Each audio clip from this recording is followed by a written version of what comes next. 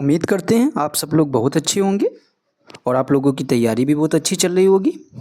आज बीपीएससी 4.0 की जो भी छात्र तैयारी कर रहे हैं उन लोगों के लिए बहुत ही महत्वपूर्ण क्लास होने वाली है, क्योंकि इस क्लास में हम आप लोगों के साथ प्रीवियस ईयर पेपर को डिस्कस करने वाले हैं।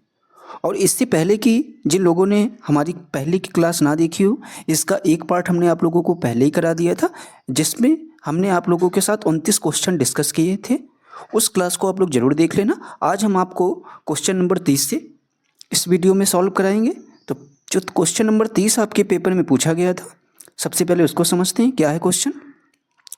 कहता है कि निम्नलिखित में से कौन सी गैस लैंडफिल से उत्पन्न होती है? तो जो आपकी लैंडफिल से उत्पन्न होने वाली गैस है वो आपकी मीथेन होती है। ठीक है, ये भी क्वेश्चन इंपॉर्टेंट है, आपके पेपर में पूछा जा सकता है। ठीक है, क्वेश्चन नंबर हम लोग 31 देखते हैं क्या कहता है। कहता है कि निम्नलिखित में से कौन जंगल में आहार श्रृंखला का प्रतिनिधित्व करता है? तो जंगल में जो आपकी आहार श्रृंखला का प्रतिनिधित्व की जब बात होगी तो ये आपके करता कौन है? पादप। यानी पादप को आपके हिरण खाएगा और हिरण को आपको कौन खाता है? शेर खाता है। तो जंगल में आहार श्रृंखला की बात होगी तो ऑप्शन नंबर आपका सी बिल्कुल सही हो जाएगा। ठीक है, आगे देखते हैं।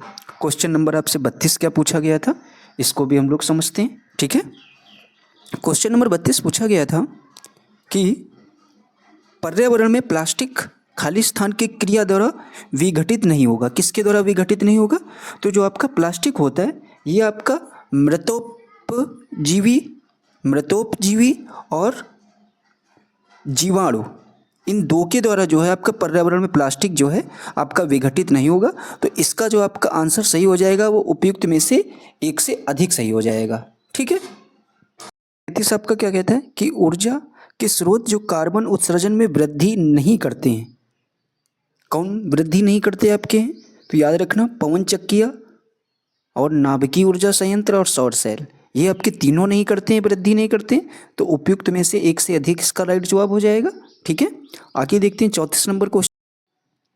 34 नंबर क्वेश्चन आपसे कहता है कि आहार श्रृंखला में शाखान्वित श्रृंखला को क्या कहा जाता है? तो याद रखना, इसको हम लोग कहते हैं आहार जाल कहते हैं। ठीक है, तो आपका 34 का जो राइट जवाब है वो बी बिल्कुल सही हो जाएगा। क्वेश्चन नंबर हम लोग 35 देखते हैं क्या कहता है कि हरे पौधे सूर्य के प्रकाश की ऊर्जा का खाली स्थान ग्रहण करते हैं और उसे खाद्य ऊर्जा में परिवर्तित करते हैं। तो याद रखना, जो हरे पौधे होते हैं वो सूर्य के प्रकाश की ऊर्जा का सिर्फ 1% ग्रहण करते हैं और उसे खाद्य ऊर्जा में क्या करते हैं? परिवर्तित करते हैं। ठीक है, तो इसका जवाब बी आपका बिल्कुल सही हो जाएगा।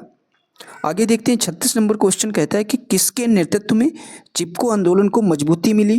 तो याद रखना, ये आपके चिपको आंदोलन को जो मजबूती मिली थी ये आपके सुंदरलाल बहुगुणा जी के माध्यम से मिली थी। ठीक है, तो चिपको आंदोलन से क्वेश्चन आपके पेपर में फिर से बन सकता है, तो याद रखना इस क्वेश्चन को जरूर आप लोग तैयार कर लेना। ठीक है, चिपको आंदोलन के बारे में थोड़ी बहुत आपको जानकारी हम देना चाहते हैं, उसको भी आप लोग समझ लीजिए। कहता है कि स्वतंत्र भारत में चिपको आंदोलन वर्ष आपके 1973, किस वर्ष? 1973 में उत्तर प्रदेश के चमोली जिला से शुरू हुआ था। जो आपका चमोली जिला है ये अब आपके उत्तराखंड में पड़ता है। ठीक है, यहाँ पर कुछ और आंदोलन, जैसे आपसे पूछा जाए विश्नोई आंदोलन जो होता है ये आपके अमृता देवी जी से संबंधित है। ठीक है, तो आप ये भी क्वेश्चन समझ गए होंगे। तो 36 का आपका राइट जवाब बी बिल्कुल सही हो जाएगा। ठीक है, आगे देखते हैं क्वेश्चन नंबर 37 आपका क्या कहता है। खाली स्थान है आहार श्रृंखला में प्रथम पोषी स्तर पर मौजूद होते हैं। तो प्रथम पोषी स्तर पर आपके क्या मौजूद होते हैं? तो याद रखना वो आपके स्वपोषी होते हैं। स्वपोषी जो होते हैं ये आहार श्रृंखला में आपके प्रथम पोषी स्तर पर मौजूद होते हैं। ठीक है, आगे देखते हैं क्वेश्चन नंबर आपका 38 क्या कहते हैं। कहता है कि निम्नलिखित में से कौन सा पारिस्थितिकी तंत्र में गैसीय जैव भू रासायनिक चक्र नहीं है? कौन नहीं है आपका इसमें से हो जाएगा?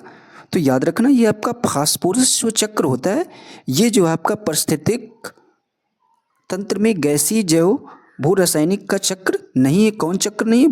फास्फोरस चक्र। क्वेश्चन नंबर 39 हम लोग देखते हैं क्या कहता है। कहता है निम्नलिखित में से कौन सा जीव क्लोरोफिल की उपस्थिति में सूर्य के प्रकाश का उपयोग कर अकार्बनिक पदार्थों को कार्बनिक यौगिकों में परिवर्तित करता है? तो कौन करता है? तो याद रखना इसमें से जो आपके कुछ जीवाणु भी होते हैं, ठीक है, और कुछ स्वपोषी भी होते हैं, ठीक है। तो याद रखना इसका जो आपका जवाब हो जाएगा, जब दो जवाब सही हैं तो यानी उपयुक्त में से एक से अधिक, यानी 39 का आपका राइट जवाब डी बिल्कुल सही हो जाएगा। 40 नंबर क्वेश्चन देखते हैं आपका क्या कहता है। निम्नलिखित में से किसके पास उच्च ऊर्जा स्तर पर छोटा तरंग दैर्ध्य है? कहने का मतलब उच्च ऊर्जा स्तर पर छोटा तरंग दैर्ध्य किसके पास आपका होगा? तो याद रखना ये आपका होगा पराबैंगनी विकिरण के पास, ठीक है। जब आपकी तरंग दैर्ध्य पूछी जाए तो इसमें कौन सा आपका राइट जवाब हो जाएगा? पराबैंगनी विकिरण। आगे देखते हैं क्वेश्चन नंबर 41 आपका कहता है प्रत्येक पॉसी स्तर पर गैर अपघटनीय रसायनों के लगातार रासायनिक संचय की प्रक्रिया को खाली स्थान किस रूप में जाना जाता है? तो याद रखना ये आपके जैविक आवर्धन के रूप में जाना जाता है, ठीक है। ये भी क्वेश्चन महत्वपूर्ण है, याद जरूर रखना है इसको, ठीक है। पहली बार अगर आपसे पूछा जाए जैव आवर्धन का आपके पता किसने कब चला था? तो पहली बार जैव आवर्धन के आपके पता चला था 1950 के दशक में हुआ था, ठीक है। कीटनाशक पदार्थ जो आपके होते हैं वो वसा में घुलनशील होते हैं, अतः ये मनुष्यों व जंतुओं को, ठीक है, वसायुक्त में संचित हो जाते हैं।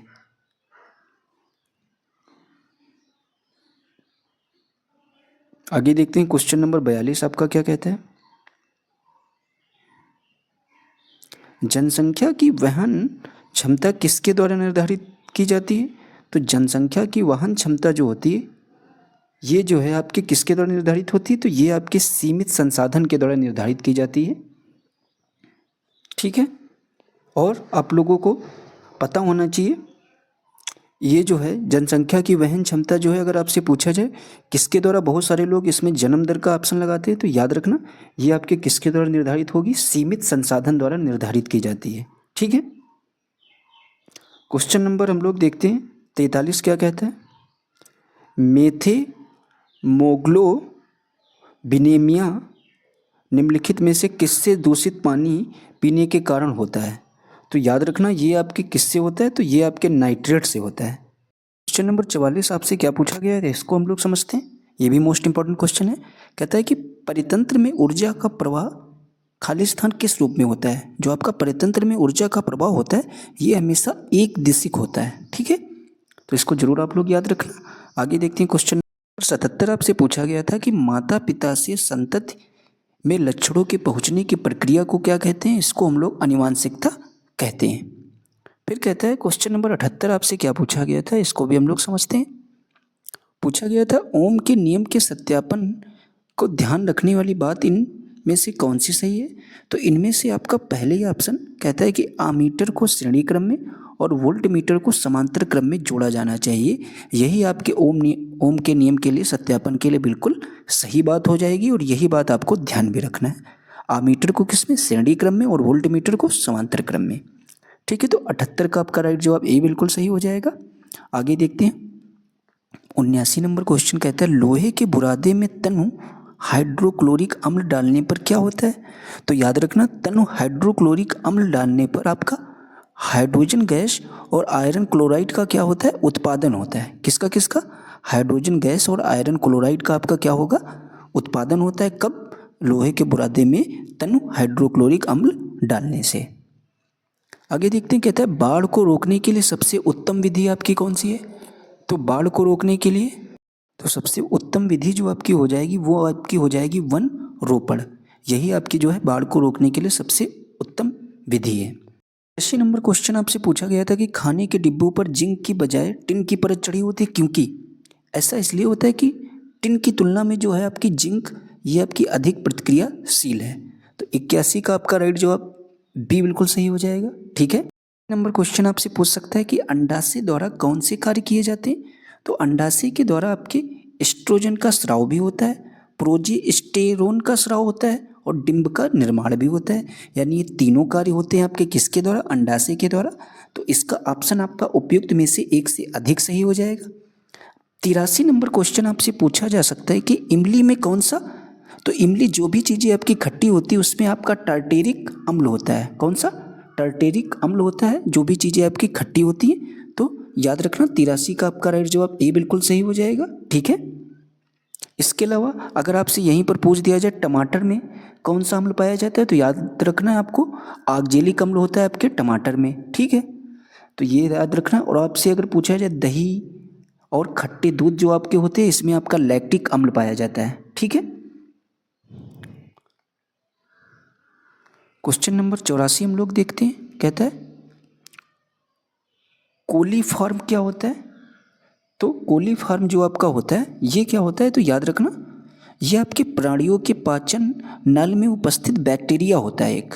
ठीक है, अगर आपसे पूछा जाए कोलीफॉर्म क्या होता है, तो प्राणियों के पाचन नल में उपस्थित बैक्टीरिया होता है। क्वेश्चन नंबर 85 आपसे पूछा गया था कि विद्युत विभव को मापने के लिए किस उपकरण का उपयोग किया जाता है, तो याद रखना आपके वोल्ट मीटर और पोटेंशियोमीटर का उपयोग किया जाता है विद्युत विभव को मापने के लिए। तो इसका ऑप्शन आपका सही हो जाएगा उपयुक्त में से एक से अधिक। ठीक है। नंबर 86 आपसे क्या कहता है, चुंबकीय क्षेत्र है। तो आपका जो चुंबकीय क्षेत्र होता है ये आपका एक सदिश मात्रा है। ठीक है, तो 86 का आपका राइट जवाब ए बिल्कुल सही हो जाएगा। ठीक है, आगे देखते हैं। क्वेश्चन नंबर 87 आपसे क्या पूछा, 87 नंबर क्वेश्चन क्या कहता है, एक व्यक्ति पृथ्वी पर अधिक भार किस स्थिति में धकेल सकता है? तो याद रखना सबसे अधिक भार जो है वो आपके खड़े होने की स्थिति में व्यक्ति जो है वो धकेल सकता है। 87 का आपका राइट जवाब ए बिल्कुल सही हो जाएगा। 88 देखते हैं, प्रिज्म से गुजरने पर सबसे अधिक अपरिवर्तित होने वाला रंगीन प्रकाश आपका कौन सा है? तो सबसे अधिक जो आपका अपरिवर्तित रहने वाला रंगीन प्रकाश होगा वो आपका बैंगनी रंग हो जाएगा। ठीक है, बैंगनी रंग जो है ये प्रिज्म से गुजरने पर सबसे अधिक अपरिवर्तित होने वाला रंगीन प्रकाश है। ठीक है, आगे देखते हैं। 89 नंबर क्वेश्चन क्या कहता है, मिट्टी के तेल के बर्तन में बर्फ का एक टुकड़ा डाला जाता है। बर्फ के पिघलने पर मिट्टी के तेल की सतह गिरेगी, उठेगी या वैसी ही बनी रहेगी या उपयुक्त में से एक से अधिक? तो याद रखना इसका जो राइट जवाब हो जाएगा वो आपका क्या हो जाएगा, गिरेगी। ठीक है, तो मिट्टी के तेल में बर्तन में, मिट्टी के तेल के बर्तन में अगर आप कोई बर्फ़ का टुकड़ा डालते हैं तो बर्फ़ के पिघलने पर जो है मिट्टी के तेल की सतह आपकी गिरेगी। ठीक है, तो 89 का आपका राइट जवाब ए बिल्कुल सही हो जाएगा। 90 नंबर क्वेश्चन हम लोग देखते हैं, निम्नलिखित में से किसका पीएच मान 7 से अधिक होता है? तो पीएच मान जो आपका 7 से अधिक होता है ये आपके किसका होता है? तो याद रखना ये आपके रक्त प्लाज्मा का होता है। 91 नंबर क्वेश्चन आपसे क्या कहता है, एक सामान्य नेत्र लेंस की नाभिक दूरी होती है लगभग कितनी होती है? तो याद रखना लगभग आपकी 2 सेंटीमीटर होती है। क्या नाभिक दूरी की बात कर रहा है? ठीक है, और स्पष्ट दृष्टि की न्यूनतम दूरी अगर आपसे पूछा जाए तो वो आपकी 25 सेंटीमीटर होती है। तो ये दोनों बातें याद रखनी है। तो 91 का आपका राइट जवाब भी बिल्कुल सही हो जाएगा। आगे देखते हैं 92 नंबर क्वेश्चन कहता है शुष्क बुझे हुए चूने पर क्लोरीन गैस की क्रिया से कौन सा पदार्थ बनता है? तो क्लोरीन गैस की क्रिया से जो आपका पदार्थ बनता है वो आपका विरंजक चूर्ण बनता है। तो 92 का आपका ए बिल्कुल सही हो जाएगा। 93 नंबर क्वेश्चन देखते हैं, कहता है निम्नलिखित में से कौन सा देश हाल ही में गठित I2U2 ग्रुपिंग का सदस्य है? तो याद रखना ये आपका कौन सा देश हुआ? तो याद रखना तो इसमें जो आपका राइट जवाब हो जाएगा वो आपका, इसमें आपका भारत भी रहा है और इसके अलावा आपका इजराइल भी रहा है। तो याद रखना इसमें जो आपके संयुक्त अरब अमीरात भी रहेगा। तो यानी उपयुक्त में से एक से अधिक इसका जवाब हो जाएगा। ठीक है, 94 नंबर क्वेश्चन हम लोग देखते हैं क्या कहते हैं, 17 मार्च 2023 को अंतर्राष्ट्रीय आपराधिक न्यायालय ने किसके विरुद्ध गिरफ्तारी वारंट जारी किया था? तो याद रखना ये आपके रूसी जो आपके राष्ट्रपति थे व्लादिमीर पुतिन जी के खिलाफ ये गिरफ्तारी वारंट जारी किया था। किसने? ICC ने। 95 देखते क्या कहता है, कहता है तृतीय भारत प्रशांत द्वीपीय सहयोग मंच शिखर सम्मेलन आयोजित कहाँ हुआ था? तो याद रखना ये आपके पापुआ न्यू गिनी में आयोजित हुआ था। फिर कहता है रावन विल्सन किस शहर के पहले अश्वेत मुख्य न्यायाधीश नियुक्त किए गए थे? तो याद रखना ये आपके किस शहर के पहले मुख्य न्यायाधीश नियुक्त किए गए थे? तो 96 का जो आपका राइट जवाब हो जाएगा वो आपके न्यूयॉर्क के। ठीक है, ये भी क्वेश्चन महत्वपूर्ण है। फिर आपसे कहता है कि 97 नंबर क्वेश्चन कहता है निम्नलिखित में से किस देश की संसदीय समिति ने हाल ही में सिफारिश की है कि भारत को नाटो प्लस समूह का हिस्सा बनाया जाना चाहिए? तो किसने सिफारिश की है? तो याद रखना ये आपके USA ने सिफारिश की है, यानी संयुक्त राज्य अमेरिका ने ऐसा कहा है कि भारत को जो है नाटो प्लस का समूह का हिस्सा बनाया जाना चाहिए। 98 नंबर क्वेश्चन कहते हैं अंतर्राष्ट्रीय बुकर पुरस्कार 2023 दिया गया। यहाँ पर आप लोग याद रखना 2024 का आप लोग याद कर लीजिए और 2025 का, ठीक है। नंबर क्वेश्चन आपसे कहता है कि अंतर्राष्ट्रीय बुकर पुरस्कार 2023 किसे दिया गया था, तो याद रखना ये आपके जॉर्जी गोस्पोडिनो को दिया गया था। फिर कहता है ट्विटर के नए मुख्य कार्यकारी अधिकारी कौन है, तो याद रखना जो आपके ट्विटर के नए मुख्य कार्यकारी यानी CEO कौन है, तो 99 का आपका राइट जवाब हो जाएगा क्या, ये आपके कौन है, तो ये आपके लिंडा याकोरिनो, ठीक है। ट्विटर की अगर आपसे पूछा जाता है नए CEO कौन है, तो लिंडा याकोरिनो जी। फिर आपसे कहता है जो आज की क्लास का लास्ट क्वेश्चन 100 है, कहते हैं भारत की 2011 की जनगणना के अनुसार बिहार की, देखिए BPSC के लिए मोस्ट इंपॉर्टेंट क्वेश्चन है, बिहार की कुल महिला साक्षरता दर क्या थी, तो याद रखना ये आपकी यहाँ पर इनमें में से कोई नहीं इसका आंसर हो जाएगा। ये आपकी थी कितनी, इसको भी नोट कर लीजिए, 51.5% थी, ठीक है। कितनी थी, 51.5%। आपको हमारी क्लास पसंद आई होगी तो प्लीज़ अगर आपको हमारी वीडियो अच्छी लगी हो तो प्लीज़ ज़्यादा से ज़्यादा लोगों में शेयर कर देना इस वीडियो को, और चैनल को लाइक और सब्सक्राइब जरूर कर देना। Thanks for watching.